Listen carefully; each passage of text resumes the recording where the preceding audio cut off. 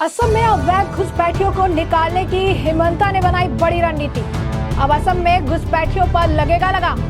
NRC पर CM Himanta के बयान ने सबको चौंकाया। तो आपको बता दें कि असम के मुख्यमंत्री हिमंता बिस्वा शर्मा ने अब अपने ऑफिशियल एक्स हैंडल से एक पोस्ट भी जारी किया। साथ ही साथ उन्होंने प्रेस कॉन्फ्रेंस भी की थी और ये बताया था कि अब अवैध घुसपैठ को रोकने के लिए किस तरीके से सरकार जो है अपने तरफ से प्रयास कर रही है। और उन्होंने बाकायदा पॉइंटर्स जारी किए थे, जिन पॉइंटर्स के जरिए उन्होंने बताया था कि अवैध घुसपैठ को रोकने के लिए सरकार किन नियमों को फॉलो करेगी और किन नियमों के तहत अवैध घुसपैठियों को यहाँ से बाहर निकालने का काम भी किया जाएगा। तो आपको बता दें कि उन्होंने एक्स पर पोस्ट करके लिखा था, असम में अवैध अप्रवासियों के खिलाफ राज्य सरकार समन्वित कार्रवाई की एक श्रृंखला शुरू कर रही है, जिसमें निगरानी बढ़ाना, केंद्रीय एजेंसियों के साथ निकट समन्वय, अतिरिक्त बल की तैनाती आदि शामिल है। और इस दौरान उन्होंने जो है एक प्रॉपर लिस्ट जारी किया है जिसमें कई सारे पॉइंटर्स है और उन पॉइंटर्स के तहत उन्होंने बताया है कि किस तरीके से इसका काम किया जाएगा। असम में अब बिना राष्ट्रीय नागरिक रजिस्ट्रार के आधार कार्ड भी नहीं बन सकेगा। हिमंता बिस्वा शर्मा ने घोषणा की कि राज्य में नए आधार कार्ड के लिए आवेदन करने वालों को अब national register of citizen NRC application receipt number जो है जमा करना अनिवार्य होगा। उन्होंने कहा कि इससे अवैध प्रवासियों को जारी किए जा रहे पहचान पत्र पर रोक लगेगी। प्रेस कॉन्फ्रेंस में वो बोलते हुए कहते हुए नजर आए कि आधार कार्ड के लिए आवेदकों की संख्या राज्य की आबादी से ज्यादा हो गई है, जिसमें संभावित धोखाधड़ी वाले आवेदनों को लेकर चिंताएं बढ़ गई है। मुख्यमंत्री ने कहा कम से कम 4 जिलों में आधार कार्ड धारकों की संख्या अनुमानित आबादी से ज्यादा है, जो चिंताजनक है। उन्होंने कहा कि आधार कार्ड के लिए आवेदकों की संख्या जनसंख्या से अधिक है, जिसमें मालूम होता है कि राज्य में संदिग्ध नागरिक हैं और हमने तय किया है कि नए आवेदकों को अपना एनआरसी एप्लीकेशन रिसिप्ट नंबर जमा करना होगा। उन्होंने कहा कि राज्य में नए आधार कार्ड बनने की प्रक्रिया को सख्त करेंगे। असम में आधार कार्ड बनवाना अब आसान नहीं होगा।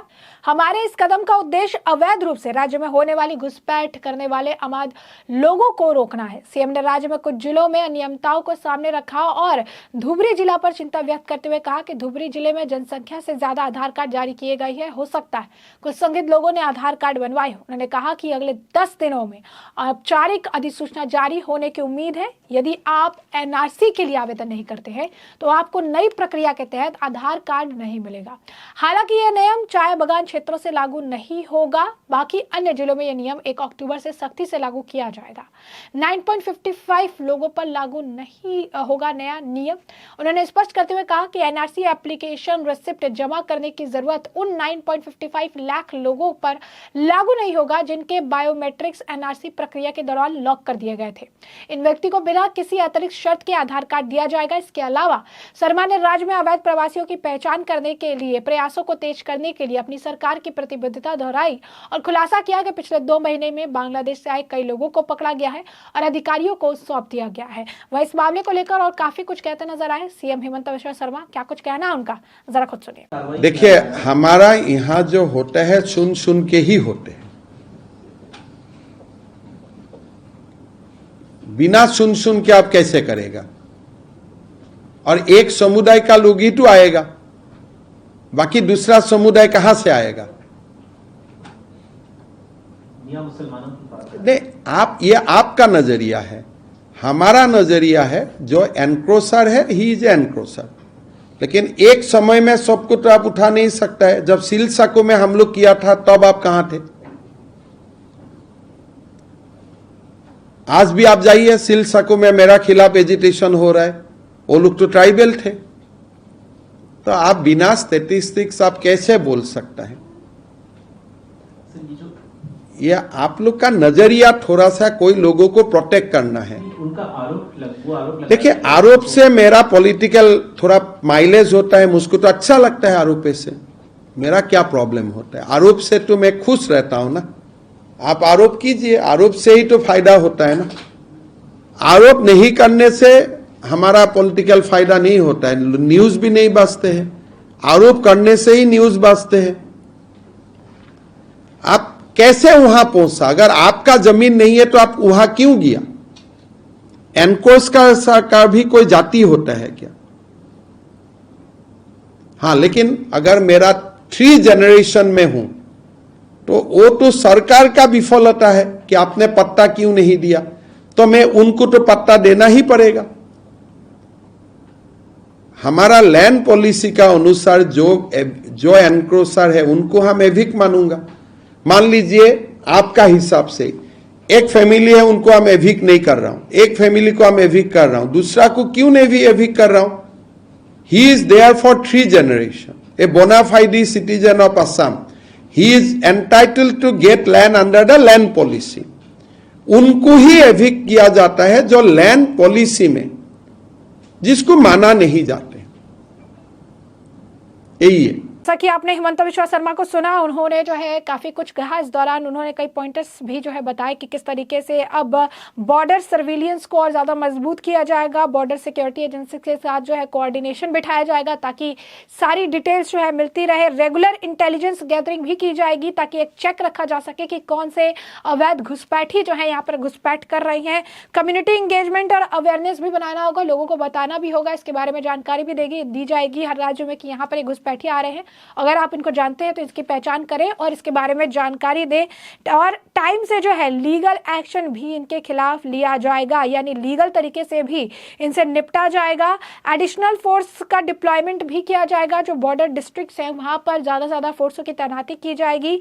बॉर्डर आउटपोस्ट और डॉक्यूमेंटेशन पर ज्यादा ध्यान दिया जाएगा कि इस बॉर्डर से उस बॉर्डर तक कौन जा रहा है, कौन कहाँ जा रहा है, और उनके डॉक्यूमेंट्स जो है वो चेक पर डाले जाएंगे। इनॉमरेशन ऑफ सस्पेक्टेड इनइलीगल इमिग्रेंट्स, यानी जो अवैध घुसपैठियों को लेकर अगर कोई संशय है, अगर ऐसा लगता है कि ये, अगर आप कहेंगे कि इसके ऊपर शक है, तो उसके लिए भी इसके पूरे प्रॉपर डॉक्यूमेंटेशन वगैरह जो है चेक किए जाएंगे। Identification of absconding individual declared as foreigner, और उन लोगों का भी ध्यान दिया जाएगा, उन लोगों को भी जो आप कह सकते हैं उनकी भी पहचान की जाएगी जो कि यहाँ से भागना चाहते हैं या कहीं से भागकर यहाँ पर आए हुए हैं। साथ ही साथ बायोमेट्रिक्स और आधार नंबर, अगर किसी का सस्पेक्टेड लगता है, किसी भी इंडिविजुअल, किसी भी व्यक्ति का अगर आधार कार्ड नंबर या फिर बायोमेट्रिक्स को लेकर कुछ भी क्वेश्चन अराइज होते हैं तो उनके खिलाफ तुरंत जो है कार्रवाई की जाएगी। और लॉ एंड ऑर्डर मेंटेन करने के लिए सरकार पूरी तरीके से प्रतिबद्ध है और इसके लिए आगे की कार्रवाई भी की जाएगी। वहीं असम के मुख्यमंत्री हिमंता बिश्वा शर्मा के इस प्रयास को लेकर बीजेपी के नेता सैयद जफर इस्लाम का बयान सामने आया। क्या कुछ कहना है उनका, जरा सुनिए। जो मुख्यमंत्री हैं प्रदेश के, उनके पास जो जानकारी है, और जाहिर है घुसपैठियों को रोकने के लिए जो भी कानून है उसका इस्तेमाल करना ही चाहिए। जो एविडेंस, जो फैक्ट्स हैं, फिगर्स हैं, जो दस्तावेज हैं, उसका सही इस्तेमाल करना चाहिए कि ताकि कोई गलत आदमी जो है अब देश में ना रहे, जो इस देश का नहीं है, उस देश में नहीं रहना चाहिए। उसके लिए अगर कोई ऐसे इनिशिएटिव ले रहे हैं तो उसका स्वागत करना चाहिए। जिस वक्त उनको अफजल गुरु को फांसी हुई थी उस वक्त बीजेपी सरकार में नहीं थी, जिनके साथ आज उन्होंने गठबंधन किया उनकी सरकार थी। उन्हें पता रहना चाहिए कि प्रणब मुखर्जी उस वक्त कांग्रेस के प्रेसिडेंट थे, सरकार मनमोहन सिंह जी की थी, और फांसी का देने का फैसला भी उन्हीं की सरकार ने और उन्हीं की सरकार के समय सब कुछ हुआ था। तो पहले बीजेपी तो किस समय में उसने तो अटैक किया था, मास्टरमाइंड था पार्लियामेंट एक्ट पे, तो उसको जो सज़ा हुई वो तो सही सज़ा हुई और हर लोग जानता है, देश का हर बच्चा जानता है।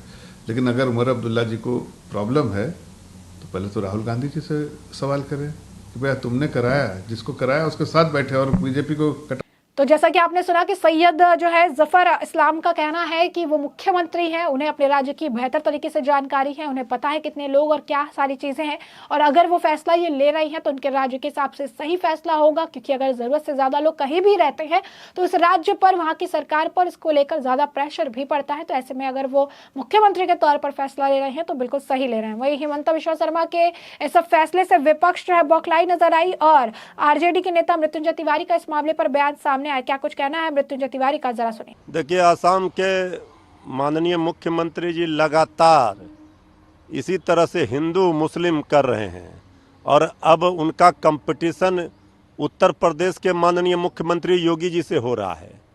तो बीजेपी के अंदर जो ये हिंदू और मुस्लिम को लेकर बयान दे रहे हैं, लोग आपस में ही कंपटीशन कर रहे हैं, कौन कितना नफरत फैला सकता है, कौन कितना किसी धर्म विशेष को टारगेट कर सकता है, किसी अल्पसंख्यक भाइयों के ऊपर हमला कर सकता है।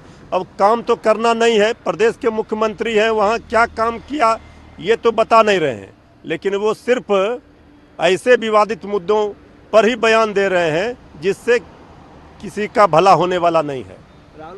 तो जैसा कि आपने मृत्युंजय तिवारी को सुना, तो इसी के साथ साथ जो है कांग्रेस के नेता उदित राज को भी सुन लीजिए क्या कुछ उनका कहना है। मैं जानना चाहता हूं कि 7वां साल हो गया मुख्यमंत्री बने हुए और 10 साल हुआ, 11वां साल में चल रहा है मोदी सरकार। ये कर क्या रहे हैं? अगर कभी कहते हैं कि बाहरी आ गए, रोहिंग्या आ गए, बांग्लादेश से मुसलमान आ गए, आबादी इम्बैलेंस हो रही है और इन्फिल्ट्रेटर्स आ रहे हैं, तो क्या निकम्मे हैं दोनों? राज्य सरकार भी निकम्मी, केंद्र सरकार भी निकम्मी। यानी 11वां साल सत्ता में रहना बहुत बड़ी बात होती है। ये सारे मुद्दे अगर ये नहीं सॉल्व कर पाए, जिनके आधार पर चुनाव लड़े थे, जिसके वजह से चुनाव जीते थे, तो फिर किए क्या? ये भ्रष्टाचार किया, अडानी अंबानी को बढ़ाने का कार्य किया और ईडी सीबीआई और इनकम टैक्स का दुरुपयोग ही करते रहे, लफाजी करते रहे, चुनाव में चुनावी रैलियां ही करते रहे। किए क्या आखिर इन लोगों ने? दूसरा सवाल सर ये है कि तो जैसा कि आपने उदित राज जी को भी सुना, वो यही कह रहे हैं कि सरकार इतने सालों से क्या कर रही थी, क्या भ्रष्टाचार कर रही थी कि आज तक वो एक्शन नहीं ले पाई, चीजें नहीं कर पाई। अब ये करने की जरूरत है, इसके बारे में जानकारी जो है अब इन्हें देनी चाहिए। किस तरीके से एक पर्टिकुलर हिंदू मुस्लिम में करते रहते हैं और एक कम्युनिटी को जो टारगेट करते रहते हैं। तो ऐसे में हमने आपको जो पूरा मामला है विस्तार से बताया है। इस मामले पर अब आपकी भी जो राय हो हमें कॉमेंट सेक्शन में कॉमेंट करके जरूर से जरूर साझा करिएगा। धन्यवाद।